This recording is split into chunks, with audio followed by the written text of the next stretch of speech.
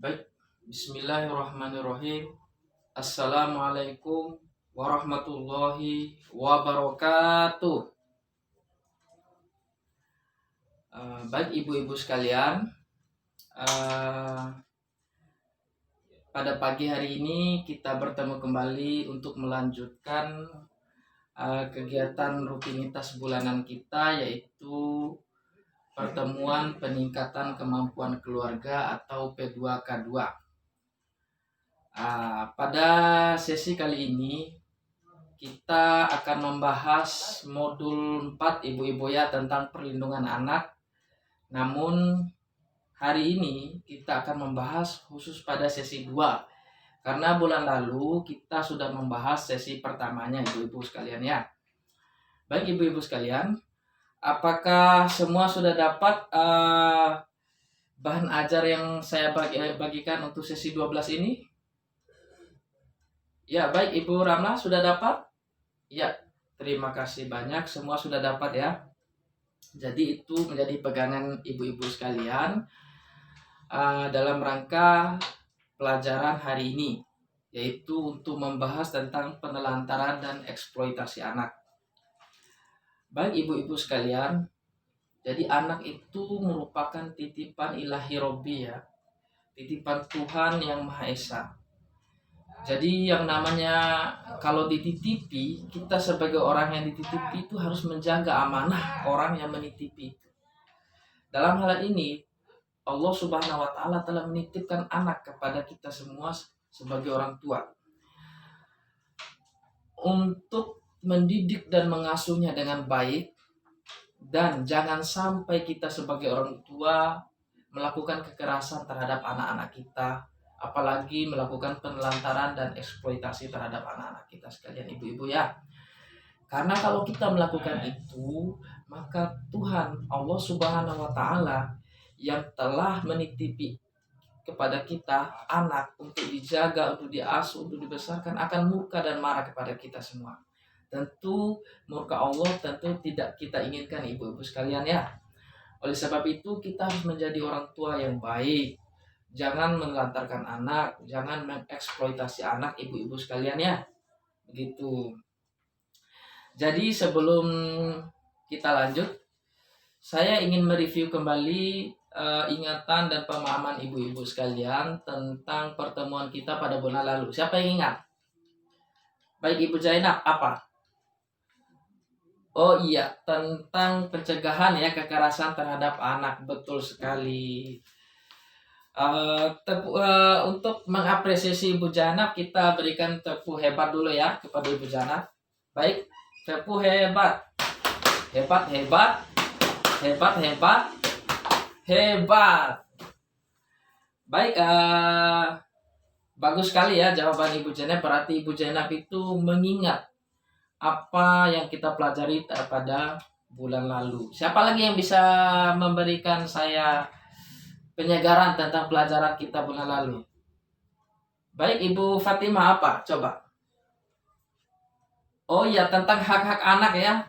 Betul sekali. Apa saja hak anak itu? Salah satunya saya sebutkan. Oh iya, betul sekali. Hak hidup ya ibu-ibu ya. Oh, ada lagi. Oh iya, hak untuk mendapatkan perlindungan. Baik, betul sekali ibu-ibu sekalian.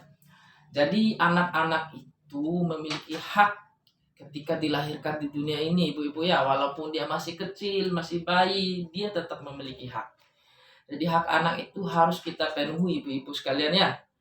Kalau tidak kita penuhi, maka kita termasuk orang tua yang menelantarkan anak, begitu ya. Baik ibu-ibu sekalian, terkait penelantaran anak, hari ini kita akan mengupas secara tuntas tentang penelantaran anak dan eksploitasi anak ibu-ibu sekalian ya. Sebelum kita memulai, saya ingin menanyakan, apakah ibu-ibu mengetahui apa itu penelantaran anak? Baik, Ibu Ramla apa? Oh, tidak kasih makan anak. Iya, betul Ibu. Jadi tidak memberikan anak makanan yang sehat dan bergizi seimbang itu termasuk penelantaran anak. Apalagi siapa lagi? Ibu Rodah, siapa?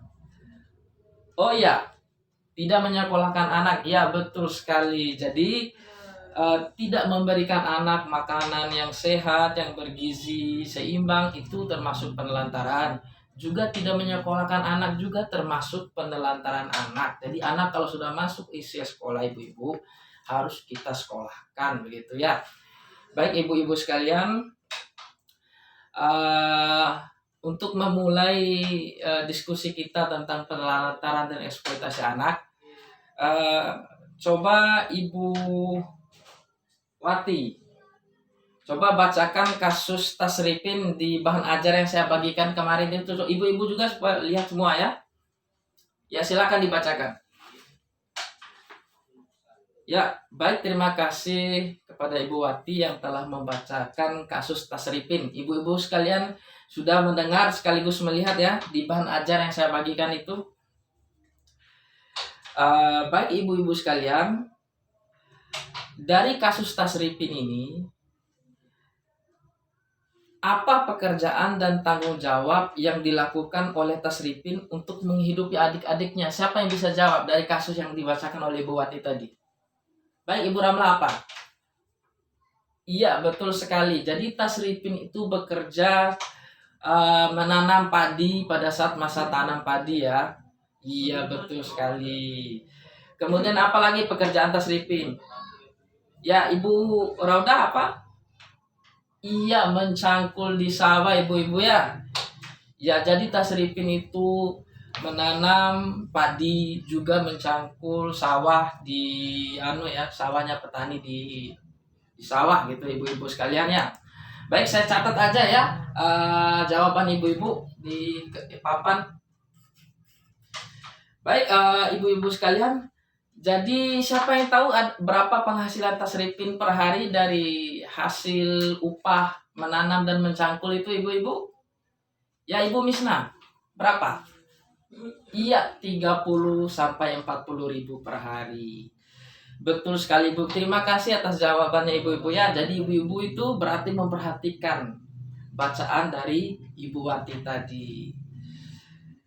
Kemudian pertanyaan saya selanjutnya kepada ibu-ibu sekalian. Kira-kira pekerjaan yang dilakukan oleh Tasripin tadi layak nggak dilakukan oleh anak seusia Tasripin, yaitu anak dengan usia 12 tahun? Layak apa tidak? Apa ibu sekalian? Iya, betul sekali, tidak layak ibu-ibu ya. Jadi anak seusia Tasripin itu belum saatnya untuk bekerja keras seperti itu, menanggung tanggung jawab membesarkan ketiga adik-adiknya yang masih kecil ibu-ibu sekalian ya. Iya. Jadi pertanyaan saya selanjutnya ini, tolong perhatikan baik-baik ibu-ibu ya. Apa yang seharusnya dilakukan oleh orang tua Tasripin atau kerabatnya Tasripin? Ya, Ibu Jaina, apa? Iya, betul sekali. Harusnya orang tua tinggal bersama Tasripin dan adik-adiknya untuk menjamin kebutuhan dasar Tasripin dan adik-adiknya. Karena Tasripin ini termasuk atau masuk kategori anak-anak ibu-ibu ya. Siapa yang ingat pelajaran kita minggu lalu bahwa anak itu adalah apa? Iya, betul sekali. Seseorang yang belum berusia 18 tahun ibu-ibu. Betul sekali. Jadi Tasripin ini kan baru 12 tahun ibu-ibu. Jadi dia masih masuk kategori anak-anak gitu. Jadi belum layak, belum pantas bekerja sekeras itu dan memikul tanggung jawab seberat itu untuk membesarkan adik-adiknya. Gitu ibu-ibu sekalian ya. Betul sekali. Nah, jadi saya catat itu semua jawaban ibu-ibu ya. Jadi ibu-ibu sekalian, setelah kita mendengarkan bacaan tentang kisah Tasripin, kemudian ibu-ibu sekalian sudah menjawab pertanyaan saya yang kita tulis sama-sama di papan.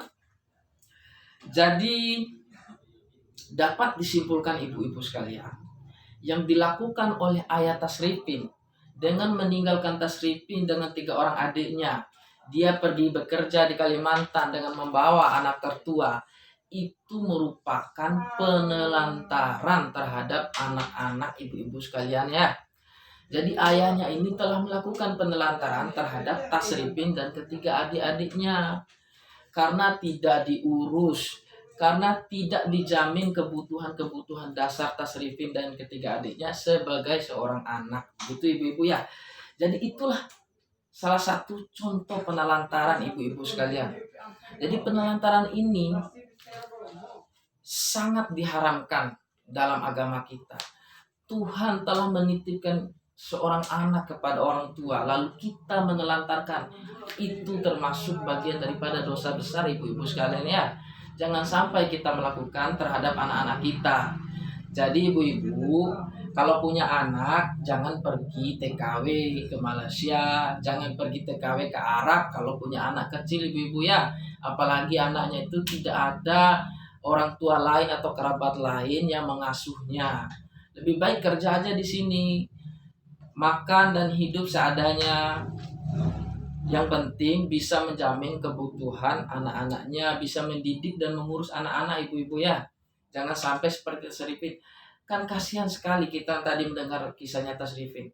Anak seusia 12 tahun memikul tanggung jawab berat sekali dengan membesarkan ketiga adik-adiknya yang masih kecil-kecil semua. Jadi ibu-ibu sekalian, penelantaran itu adalah tidak dilakukannya kewajiban dan tanggung jawab orang tua dalam memenuhi kebutuhan dasar anaknya, termasuk kasih sayang dan perhatian ibu-ibu sekalian. Jadi ketika kita tidak memberikan kasih sayang kepada anak-anak kita, kita tidak memberikan perhatian kepada anak-anak kita, itu termasuk penelantaran ibu-ibu sekalian. Apalagi sampai kepada kasusnya Tasrifin, itu sudah sangat parah sekali ibu-ibu sekalian ya. Baik ibu-ibu sekalian, demikianlah materi pertemuan kita pada hari ini. Jadi saya harap ibu-ibu sekalian langsung mempraktekkan ilmu yang kita dapatkan dengan cara mendidik anak-anak kita, memberikan perhatian serta kasih sayang. Jangan sampai menelantarkan mereka ibu-ibu sekalian ya. Baik, terima kasih. Saya akhiri. Wabillahi taufiq wal hidayah. Wassalamualaikum warahmatullahi wabarakatuh.